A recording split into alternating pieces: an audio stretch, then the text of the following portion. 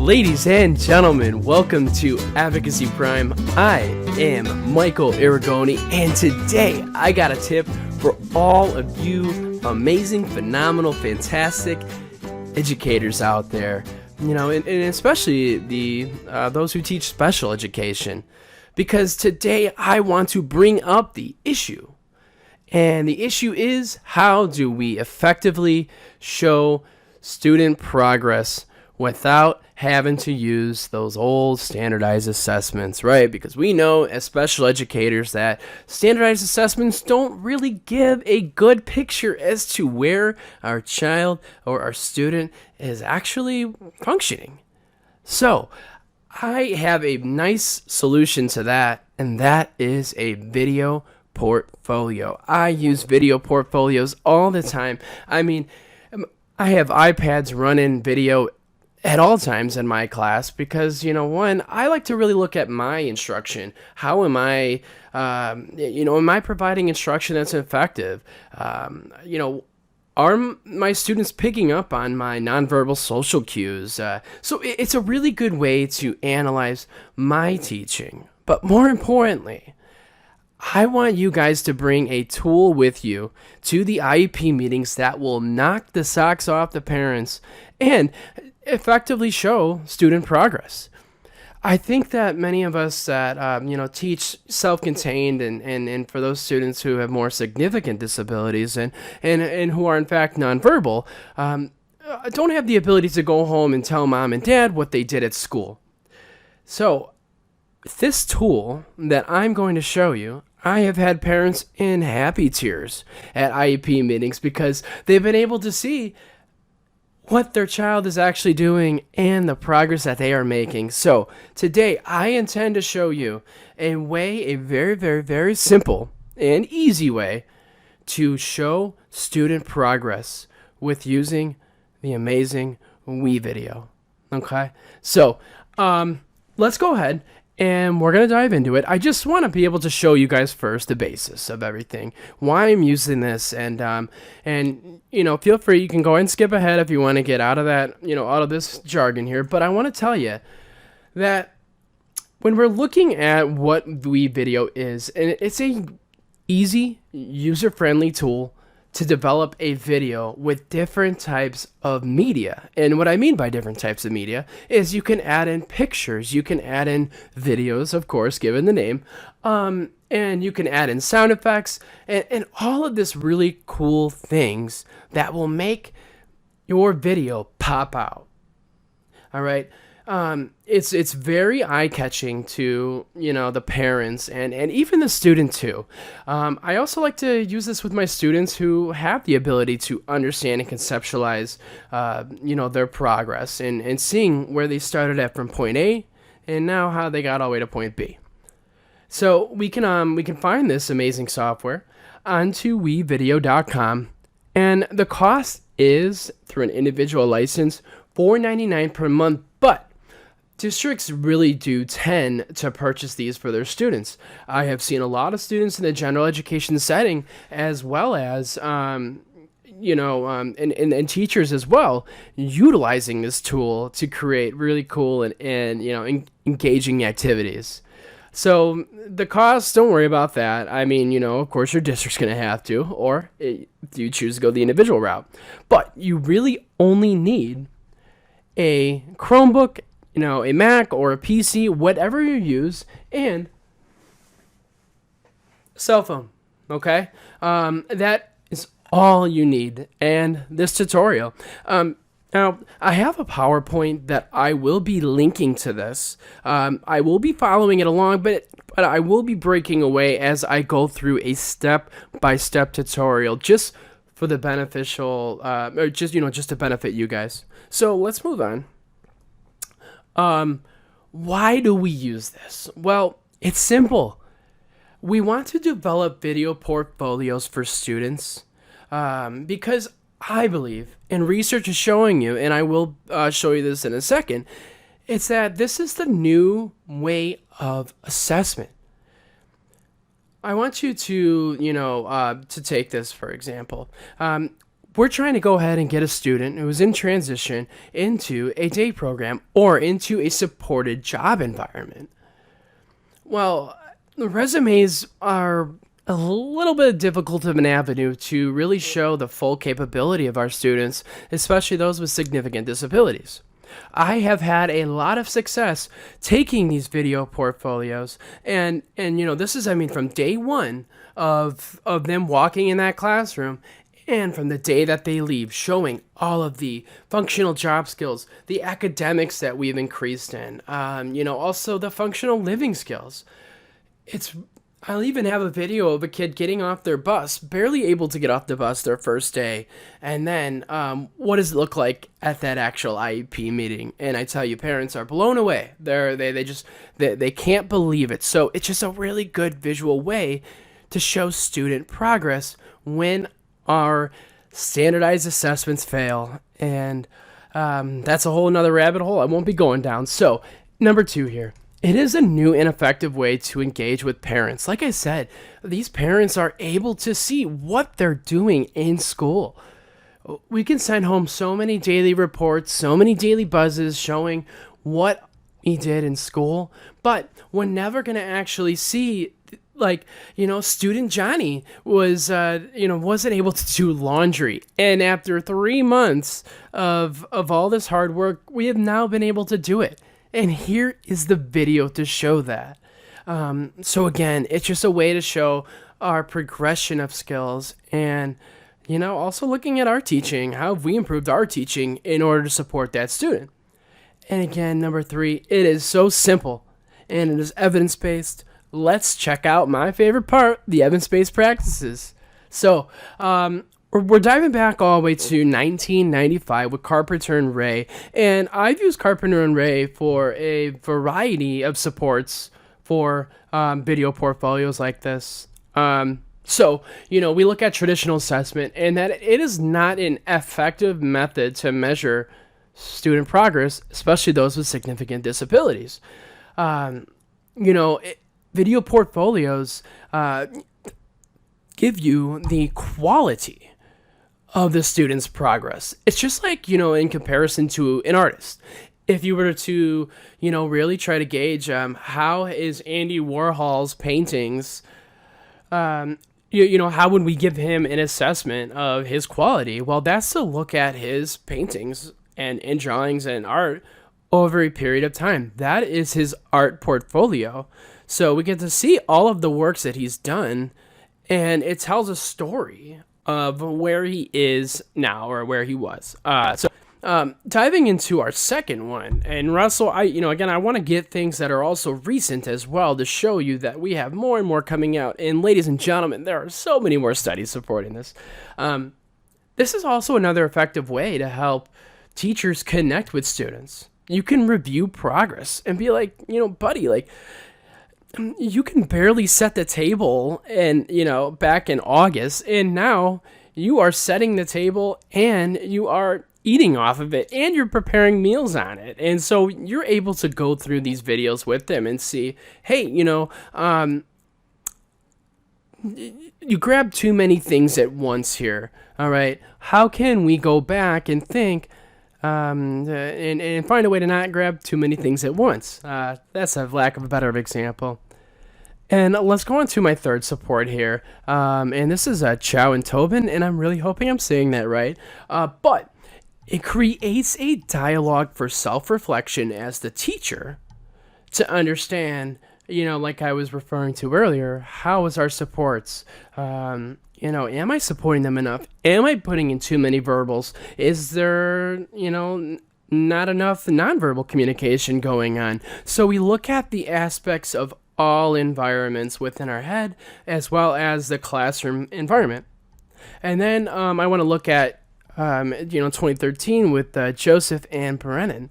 And this was looking at more pre-service teachers. So we're looking at those teacher candidates that, and also the EdTPA, which I know is not going to have a lot of favoritism here, but I'm kind of a proponent on it. And if you would like any more information on that, I got a podcast about it.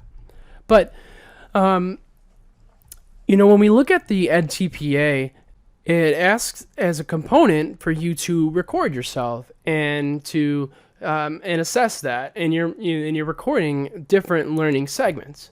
So when Joseph and Brennan did this on pre-service teachers, we saw an increase in learning, understanding, and also just overall instruction, because they were able to evaluate themselves on video, see progression, and their students were able to benefit from that over time as well. So, I would like to go ahead and show you some ways that we can use this and ways that I do. And then we're going to dive into the tutorial. All right. So we have our goals and our benchmarks, right? As someone who's running IEPs, has a bigger caseload.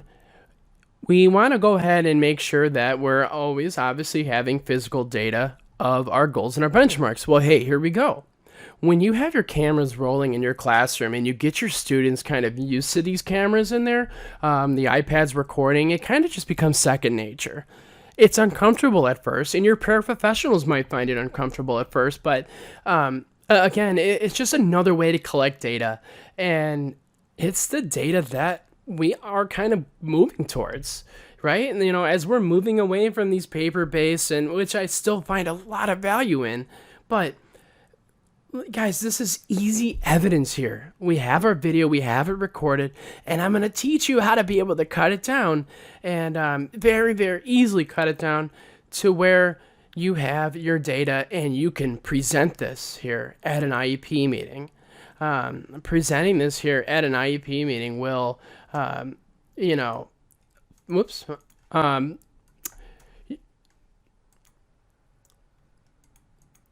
am sorry about that. All right. So, you're able to present this at an IEP meeting, and like I said, I've left some parents in really happy tears because they don't do laundry at home. But that common conversation we have is, how come they do it here then? Well, let me show you. So parents really do like to see the skills that they're learning and understanding. This is, like I said, I showed this to a day program to a student who was, had very significant behaviors, and they did not believe that he would be able to function there. And so I developed the video portfolio from him from when he was having bad behaviors, or behaviors that are, not expected, to behaviors that are expected. And the day program showed, we were able to show the day program that he can learn and that he can adapt to his environment, and he is still there to this date. And I think the most important thing here too is to give parents a better idea as to what their child is doing. I just try to put myself in the shoes of parents with who have kids with significant disabilities, and they can't come home and talk about how, if their day was good or if it was bad, what were the amazing things that you teachers are working on with these kids. They just don't know. So this again gives them an accurate picture on that. And we can see the progress from freshman year to senior year. You're going to be able to save all of these, and then you can develop into one compilated, video to show from freshman year all the way to senior. This is also just a great way for educators to reflect as well as students to reflect. So let's go, and we are going to dive into it. So the very first thing is I'm going to go ahead and minimize the screen, and we're going to go and I'm going to create this just as if I have not, done one before. So here we go. The very first thing, all we have to do is I'm already on it, and we're going to go and we're going to type WeVideo.com into here. Nice and easy. We're going to go sign in with Google. I'm going to go sign in with my district name here. You're going to see some things that are populated on some, edits that I've already had. And as you can see, I have, just some items in here that I will not dive into just for confidentiality, but these have been really, really effective ways, or effective things that I've used. So the very first thing that I'm going to do, easy, blank edit. We're going to go right into a blank edit. And again, you can always pause this video if you want to kind of have that slowed down version of it. But I also have a PowerPoint that's attached to this too that will guide you through this step by step. So let's go ahead. We want to start editing here. And here we are. We kind of just have all this stock media. And we have our toolbar down here. And this is where we are really going to be, excuse that. This is where we're going to be producing our videos at. So the very first thing that I want us to do is that we're going to go to my media. Okay. We're going to right click, create a new folder, and I'm going to call this tutorial 2020. Because I want to be able to take all of my media and have it into a centralized location. Okay, so I clicked right into my media here, and let's go ahead and let's upload our stuff. So I have already videos that I've just taken in my kitchen, thank you to my wife, just 3 different skills. Okay, I've taken a life skill where I'm setting the table. Another one, academic, I'm counting money. And third, behavioral, where I am stopping I am using a alternative behavior to not have an unexpected behavior. So here we are. All of these, all you have to do is just simply take the video, upload it to your Google Drive. If you don't have Google Drive, that's okay. You just have to somehow get it onto your computer via hardwire. Okay, so I have all of my videos right here, as well as some pictures saved. So I'm going to go ahead and I want to make the transfer. So I'm going to go right click, import here, and let's go ahead and take them from my Google Drive. Now it's going to ask you to add your account. That's okay. They don't steal anything. In here I have tutorial. That's the folder I put everything in. And here we are. I'm going to select. Just drag my cursor. I'm going to select them all. And there we go. So now everything is uploading into that folder. Again, I have 3 videos and some pictures on here as well. So let's pretend that we're creating this for a IEP meeting. Okay. So I want to start this off first here with just something that looks visually pleasant. All right. I want my video to start off with a, little yellow aura. All I simply do is take this and I just put it right onto video 1 here. Guys, that was just a simple drag and drop. It was that easy. So now, as we hit play, we already have the first part of our video made. Guys, it was that easy. All right? But let's add some text there. I want there to be text so we can show what is this video even about. All right. So I'm scrolling along here. All I did was just go right up to text here, and I'm going to find something that maybe looks nice. I like this. So I'm going to now take this bullseye, drag it, simply drag and drop it right above my video 1. When you look at these 2 here, these are both layered, okay? So I will show you what I mean by layered in just a moment. So I want to edit that text. I want that text to say tutorial 2020. Simply double click. Here's your customized text here. Gonna go ahead and type in tutorial 2020 Advocacy Prime. So, I would even add up here the student's name. You could put student's name, IEP meeting 2020. Okay? Bam. Easy. So there it goes. Let's check it out. And look at how beautiful that looks. But now we kind of have this awkward little screen here, right? We have like this orange here. We're like, what do we do with this? Simply put your cursor over the end. Bam.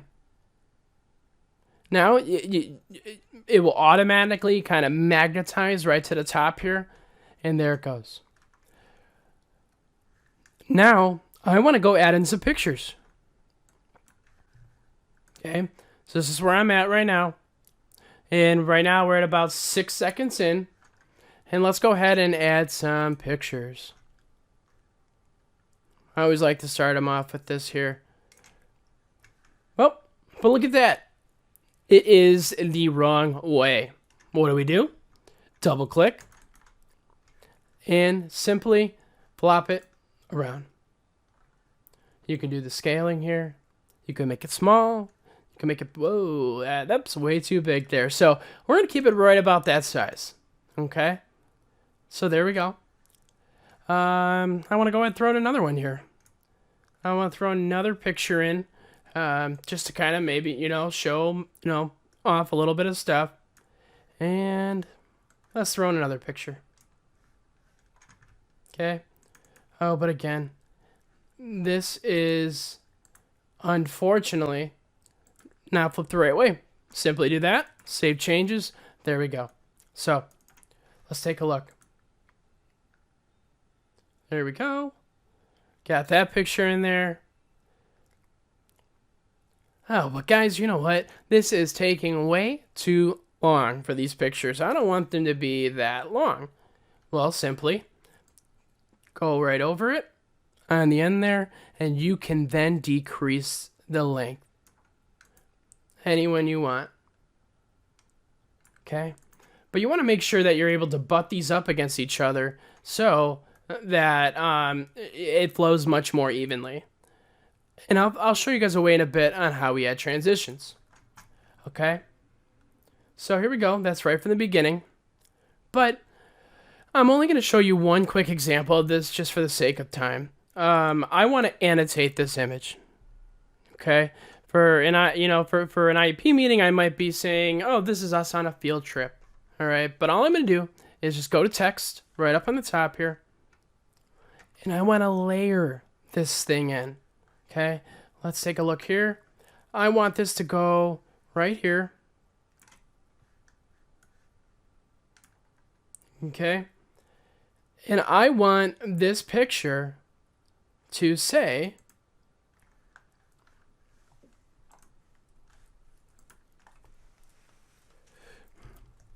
Michael Aragoni, this is me.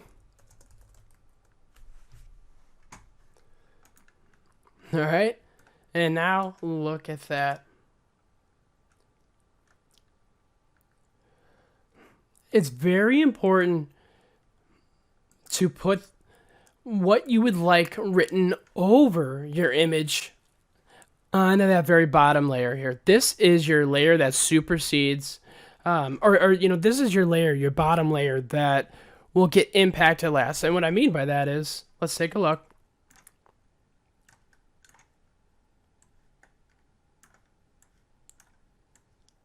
Okay, if I switch the picture here, let me just move those over. There we go.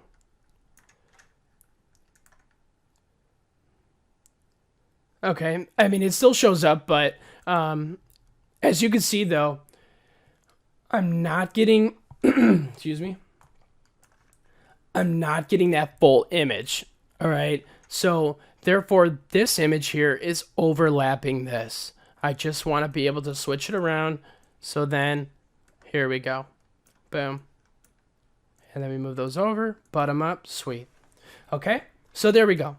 We now have a way to annotate a picture.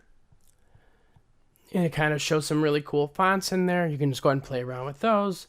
Now let's go ahead and add in our video, the main part of this. So we're going to simply go to My Media here.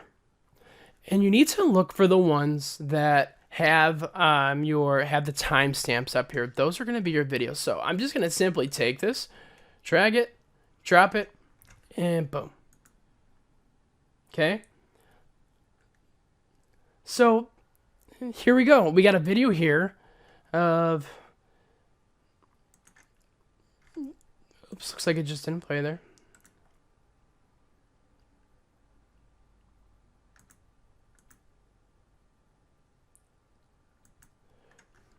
And we have our video of me having a little bit of a minor behavior. And I don't quite know why it is not showing up here. And I want to assume that the video is still processing. But that's okay. I'm just going to go ahead and add my other videos in there too.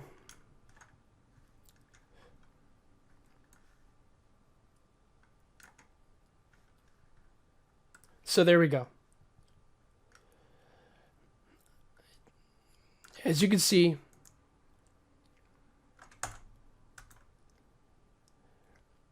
here is the videos of me actually counting change here. So I'm going to go ahead and take each of the skills that I did. And just for the sake of time, I'm going to go ahead and just label one of these. Okay, so here we are. Oh, I really do wish that this video was loading, but I think it is my computer. That's okay. So this one is behavior. What I'm going to do is take my IEP goal. Okay. And my IEP goal here is, let's say that the criteria was, Michael will use the replacement behavior of safe hands. Okay. So I'm going to title this one here, replacement behavior. And I'm going to say right here, in 4 out of 5 trials, Michael was able to replacement behavior. Okay. So I'm going to save the changes there. And now mom gets a picture. Mom and dad get a picture of, again, and in my computer, I think it's just going a little bit slow, but we should be able to see me actually moving around in there. But essentially, you get that picture that it is going to go ahead and show that I have been able to successfully utilize a replacement behavior. That's great news. Well, they don't do this at home. How do they do this at school? Okay. Now here is another one. This is me setting the table. As you can see, it's very laggy right now. Guys, this is just my computer here. So I'm here setting the table. Let's assume that I've never been able to do this, hence why we had the IEP goal written. And let's go ahead and we're going to simply add in our text, whatever text you would like. Let's go. I really like to add this one. Okay. Here we go. Setting the table. Okay. Michael now sets the table with 100% accuracy. Boom. Good job. So now, mom's going to be able to see the video of me setting the table with 100% accuracy. And if you want to add in more, go ahead. Feel free. Just all you have to do is drag and drop. And finally, let's go to my other skill where I'm counting money. Here we are. Want to add in this text here. Counting money. Counting bills and coins. Okay. So Michael can count mixed bills and coins with 100% accuracy. Guys, sometimes I might even show the baseline right before where we went from and how we got to here, okay? So you guys can feel free to play around with that however you'd like. So then we're going to go ahead and end our video here, okay? So we want to add a nice little background. Let's end it to let people know that this is the end. Thank you for coming. I appreciate it. Happy to have you here. Great updates, great progress, hopefully. And just going to put up a little title here. Thank you for watching. From AdvocacyPRIME. Bam. Easy. There we go. This ends here. Thank you for watching AdvocacyPRIME. And obviously, you're probably going to want to change up the fonts there. All you have to do, guys, is double click into it. All this stuff will take you there. And it's simply done just like that. But let's go one step further. I want some music.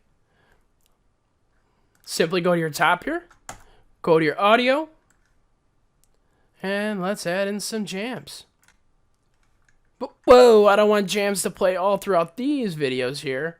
Let's lower down right up to my pictures. And let's see what it looks like and sounds like.